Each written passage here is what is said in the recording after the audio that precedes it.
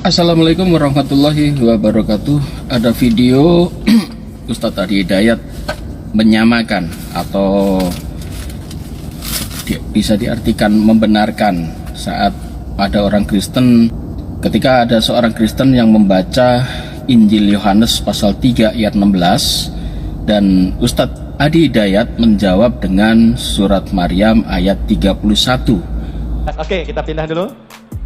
Yohanes 3 ayat 16, beginilah bunyi firman Tuhan. Ya. Karena begitu besar kasih Allah akan dunia ini, maka Ia mengaruniakan anaknya yang tunggal, supaya orang yang percaya kepadanya tidak binasa, melainkan beroleh hidup yang kekal. Amin. Baik, terima kasih. Nah, yang orang Islam tahu nggak ayat Quran terkait dengan Isa atau Yesus Kristus? Quran surah 19, suratnya Maryam, di ayat ke-31. Siapa yang hafal? 5 juta. Tidak, siapa yang hafal? Qala inni abdullahi ataniyal kitaba wa ja'alani mubarakan ainama wa awsani bis shalah. Tuhan telah mengutus aku untuk menjadi penyebar risalah yang terbaik dan membawa berkah kepada siapapun yang aku ajarkan. Mirip ya? Oke. Kenapa Ustadz Adi Hidayat melompat langsung ke 31? Harusnya Ustadz Adi Hidayat menjawabnya itu dengan ayat 30 dulu. Maryam ayat 30. Kenapa? Karena ayat ini adalah bantahan dari Yohanes 3 ayat 16. Mengatasnamakan toleransi tetapi menyamakan ayat Injil dengan ayat Al-Quran. Dan ayat ini sangat krusial dan ini tidak bisa dibuat main-main atau disama-samakan. Ini adalah berbunyi sebagai berikut.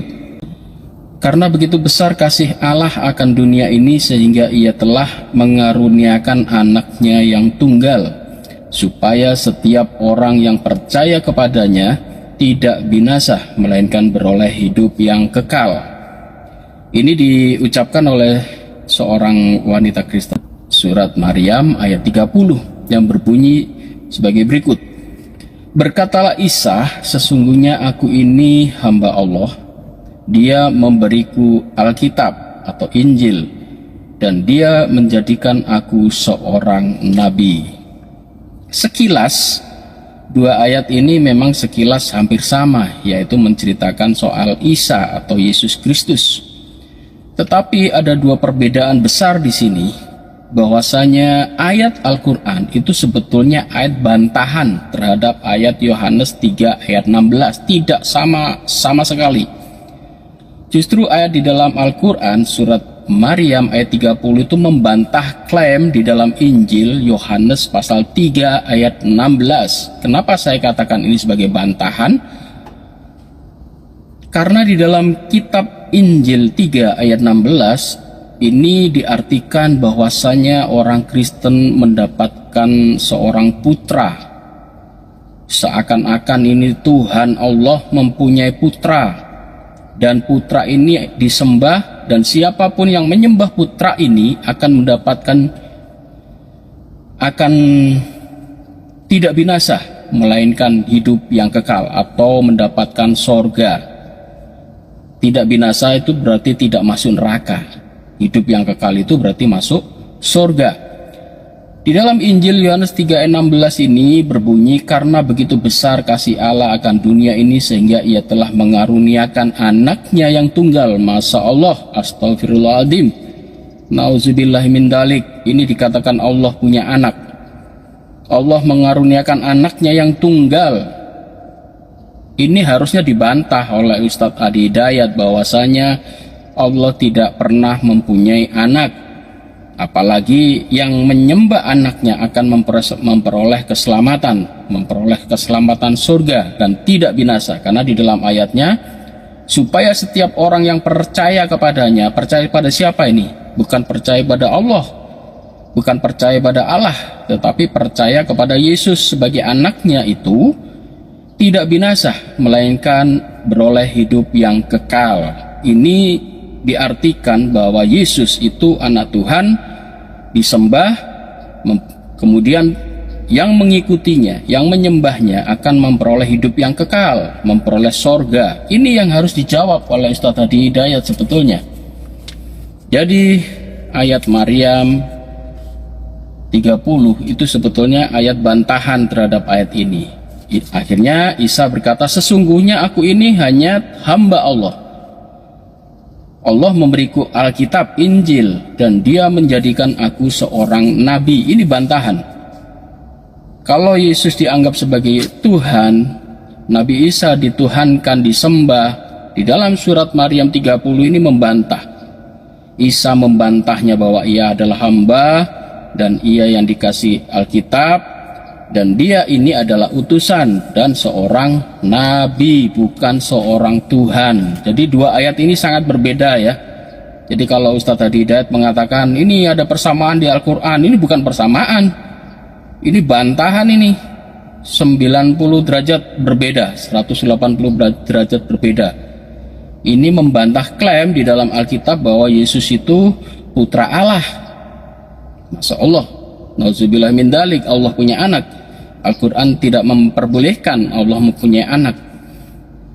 Ya, jadi Ustadz Hadi Hidayat mengatakan bahwa ini sebuah kesamaan. Bukan kesamaan, ini sebuah bantahan. Ayat Maryam itu membantah Injil.